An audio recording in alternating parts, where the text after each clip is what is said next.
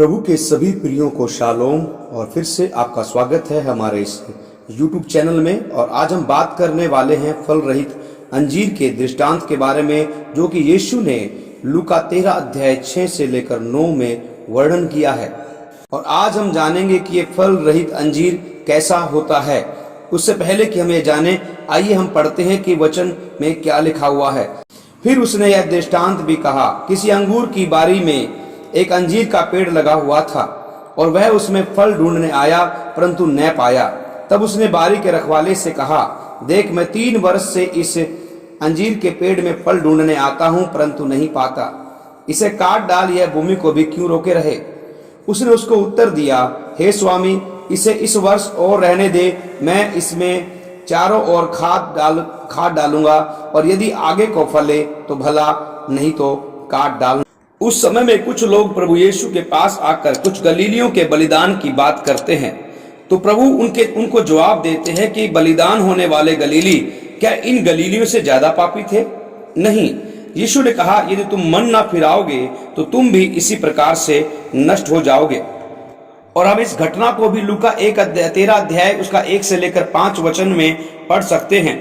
और ठीक उसके तुरंत बाद यीशु ने अंजीर का दृष्टांत दिया, और यह दृष्टांत सिर्फ और सिर्फ यह समझाने को दिया कि हर एक विश्वासी को मन फिराना ही होगा।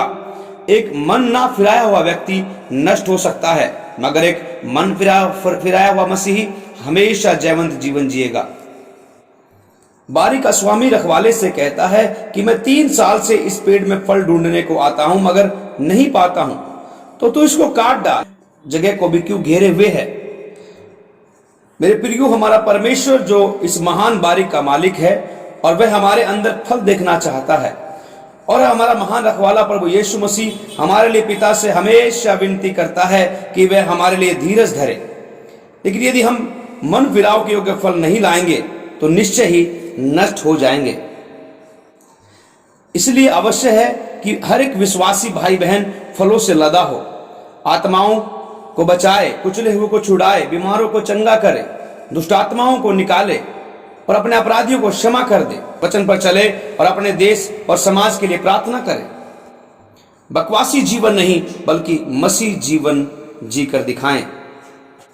परमेश्वर हमसे चाहता है कि हमारे अंदर हर भले काम का फल लगे।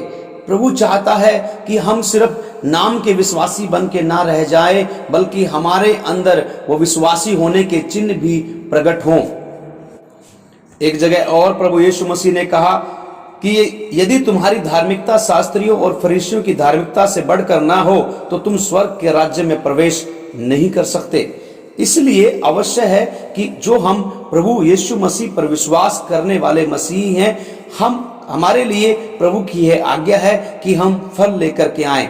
आत्मा के 9 फल हमारे जिंदगियों में नजर आएं और हमारे द्वारा हमारे परमेश्वर के नाम की हमेशा महिमा हो।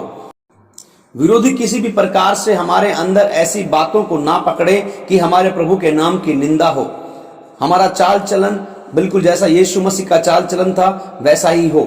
इसलिए प्रभु यीशु मसीह ने इस दृष्टांत के द्वारा हर एक विश्वासी को साफ रीति से समझाने की कोशिश किया है कि अवश्य ही वो हमारे बारे में धीरज धर कर हमारा इंतजार कर रहा है कि हम एक दिन फल अवश्य लेकर के आएंगे। इस समय में हमारा परमेश्वर हमारे अंदर फलों को पकते हुए देखना चाहता है। मत्ती 3:8 में यूहन्ना बपतिस्मा देने वाला कहता है कि मन फिराव के योग्य फल लाओ, अर्थात कि यदि तुमने प्रभु यीशु को अपना जीवन दे दिया है तो संसारिकता के लिए नहीं, बल्कि उसी के लिए जीवन जियो, और फिर एक फल से भरपूर अंजीर नजर आएगा। परमेश्वर आप सबको आशीष दे। आज ही अपने लिए प्रार्थना करें, प्रभु के पास बैठें, पवित्र आत्मा से कहें कि पवित्र आत्मा मुझ पर अपना पूरा कब्जा ले लीजिए और होने दीजिए कि जैसा मेरा परमेश्वर मेरे बारे में आज तक धीरज धरे हुए था, कि जो अनुग्रह मुझ पर हुआ वो व्यर्थ ना जाए और मेरे अंदर हर एक भले काम का फल लगे, मेरे अंदर मेरे प्रभु यीशु मसीह नजर आए। आज ही अपना जीवन प्रभु को दीजिए। और यदि आज तक आप प्रभु को नहीं जानते हैं, नीचे दिए गए नंबरों पर कॉल करें, हम आपको सहायता करेंगे परमेश्वर को जानने में। यदि आप प्रभु यीशु मसीह के बारे में और इन फलों के बारे में और अधिक जानना चाहते हैं तो नीचे दिए गए नंबरों पर कॉल करके हमसे संपर्क कर सकते हैं। हम आपकी यथासंभव सहायता करने का प्रयास करेंगे। परमेश्वर आपको आशीष दे।